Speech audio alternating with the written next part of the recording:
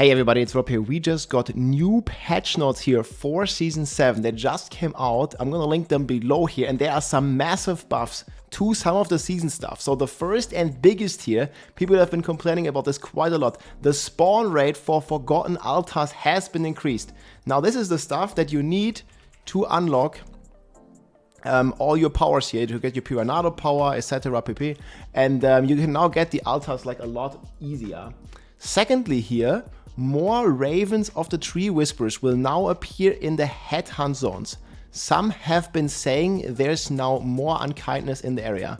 So these are these Raven of the Trees, for those of you who don't know, and these allow you to turn in your Grim favors anywhere you want. And it was kind of annoying, you know, you were fighting like, I don't know, over here in one of the zones, and then you got your Whispers complete, and then you have to go all the way back to those Ravens to turn in the Whisper. And now there's just going to be more Ravens across the zones, so it's going to be, you know, more chill to kind of collect them all the time. I think it would still be better at some point if they just allow the cap of the Grim Favors to go higher, because it's still a bit tedious to go back to those Ravens. But as long as those Ravens, you know, spawn more, like maybe there's going to be like 5, 6 of them in the zone, right? And then you have a Raven here, you have a Raven here, you have a Raven here, you have a Raven here. And then it's like very easy, no matter where you are, to just like walk one screen, click the Raven, turn your Grim Favors, and just keep going with the head rotten zones here. So that's pretty cool. Then we also got additional elements here. We get 2 new Whispers in the zone, elements here for hitting the headhunt, new icons, just visual distribution, and a ton of stuff here for the Season of Witchcraft. I hope the altar spawn rate is going to be like somewhat like doubled. And I was also hoping to get something for people that already collected all the powers. Because after you collected all the powers and upgraded them through the altars, the only thing you get is 25 Restless Rods from the Forgotten Altar, and that feels like a bit underwhelming. However, we'll see how that's going to happen. Like, this is going to definitely help you to max your Aura specialization, your Hex specialization, your Breath of the Coven, and obviously your Piranado here, if that's what you like to do. In other news, there's also a ton of changes here coming for the Dark Citadel, a ton of bug fixes, miscellaneous, the armory is getting increased, more bug fixes for the witch powers here. There was some stuff that wasn't working properly. Fixed an issue where Doom Mob would take longer than expected to return to the player. So this is going to be happening more frequently now. That's going to like basically buff throughout the board here. Like most of these stuff here are buffs. Like there's also some controller quality of life improvements here. And just a ton of like positive stuff in general. Overall, this patch seems to have like not really like nerfed anything. Even on the occult gems here, there were multiple issues where some of the occult gems just wasn't working or were like working incorrectly. And all of this is like a positive effect for your character here. We also have some fixes for the seasonal quest lines, armory quest lines, gameplay here. There's a ton of stuff. There's also a quick tip for the decay power. However, fixed an issue with the decay augmentation tooltip mentioned in base damage where it should just state damage. So this only sounds like a tooltip fix. However, if you guys have seen one of my recent videos or of many videos floating around, like there is builds like such as the Whirlwind, such as the Bleed Barbarian here, the Sorcerer, the Spiritborn, hitting for negative damage numbers with this decay power. You can kind of see this here. Like this is just like a Bleed, Rupture, Berserk Ripping Barbarian here that's going completely like negative damage, just with some of the bleed multipliers here. And with this like decay power, the Sorcerer also are doing it. If you're looking at the pit leaderboards, there's like a 1-minute Spiritborn clear, there's multiple like 3-minute Sword clears, and there's just like a ton of clears with this like some of the broken like dot decay powers. And this seems to be completely missing from this patch, as well as some things that is like very near to my heart as well. The Mantle of the Mountain's Fury. You see, it doesn't even exist in here, or there's also nothing for Hammer. So for those of you who don't know, the Hammer of the Ancients triggers the earthquakes with the Mantle of the Mountain's Fury.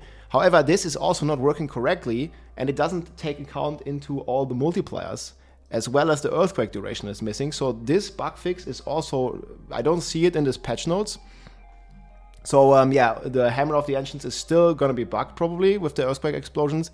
So this patch is scheduled to come out next week on Tuesday, together with the event from the Lunar event.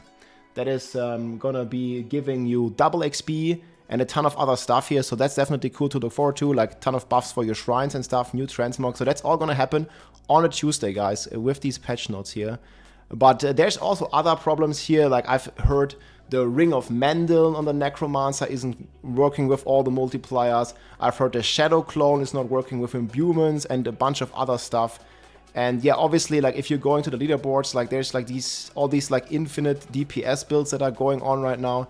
I think we have like a clear here from a Spiritborn, like that is going completely nuts. Basically back to like even stronger than it was last season, because they are like blasting the pits now in 150, like under 2 minutes, with some crazy scaling from the new witchcraft powers. Same for the Sork again, same for the Barb. And there's also the Evade build that make it come back. This is like something with Toxic Skin, Rushing Claw. You see, like this is going pretty crazy. Can't really tell the numbers here, because this was recorded here with a Chinese Bilibili client. But yeah, the Sorks, the Barbs, the Druids. I think the only class that is not dealing infinite damage at the moment, at least not that I've seen, is the Rogue. But there might be even something on the Rogue. And the only change that we could have seen in the patch notes, now there might be some hidden stuff here in the background, hopefully, with the Hoda stuff and maybe even with this kind of things. But yeah, this basically like one-shots the boss. And there's also the Flash build here. This is the Evade Spiritborn that was already pretty strong last season, making a comeback. Also clearing Pit 150 here in just 2 minutes. My friend Zero to Hero made a planner here as well. I'm going to put that below for those of you who want to check that out. That was one of my most favorite builds last season. You guys remember, like this was like the Flash build with teleport. And you see here it's hitting for, how much damage was that? It's hitting for like several trillion. Here you see like 5,000 trillion. This is like 5Q damage. Basically bringing the Spiritborn back to the very top, because this is like a crazy speed build that you can use to, yeah, just like speed farm the 150s now. And obviously all the other content, people have been using this to level their gems and do all kinds of stuff. It's the same on the Sork, like the Sork has like multiple interactions where Shatter is going pretty crazy, and some other stuff that is going pretty wild. And yeah, this doesn't seem to be, I mean, Shatter has been like a problem for a long time, but you can see here, this is going to be like a 90-second 150 run. And I think he also basically completely kills the boss here very fast. See, this is the Hive Master. Again, just the Evade going pretty nuts. Yeah, hitting it for like 4,000 trillion or so. Just need the stagger bar, and that's the best. That's basically like the Evade born here going on right now. So that one is pretty crazy. And since they are doing some stuff here for the orbs, for the Vengeful Spirits, this might still be pretty insane with the decay augmentation. But we don't know exactly if there's going to be some more hidden changes. I really hope that the Earthquake chest is finally working, but like we can't really find any of this here. And there's also nothing for the Mendel ring. I've been hearing that the Summoner Necro again is not really playable. And there are definitely still some issues, and but it looks like they are addressing a lot, because this is a lot of bug fixes, guys. Like a lot of bugs that I didn't even know about. You know, that are mentioned here. So there's like, I don't know, like 30 different like bugs that are fixed, or issues they call it here. Like, there is a lot of stuff, and maybe this is going to change, you know, some underlying gameplay a bit more. Yeah, but right now, people are basically speed farming the highest tiers again, just like last season. And yeah, Spiritborn is gone pretty strong. Anyways, I'm still looking forward to seeing these altars getting buffed this crazy. So, because this is going to help like a lot of, you know, like people that don't have that much time. You get like maybe like double the chance to get Forgotten Altar, and you're going to be maxing this out like relatively smooth. And yeah, it's pretty cool, this patch. I still think there's some stuff missing, but it's a good direction. And again, this comes next Tuesday here with the event of Luna and also a double XP buff, so we can get more people to blast to 300. Let's go, enjoy. If you like this video, make sure to subscribe, leave a like or a comment. I'm also live on Twitch almost every day, so come and say hi.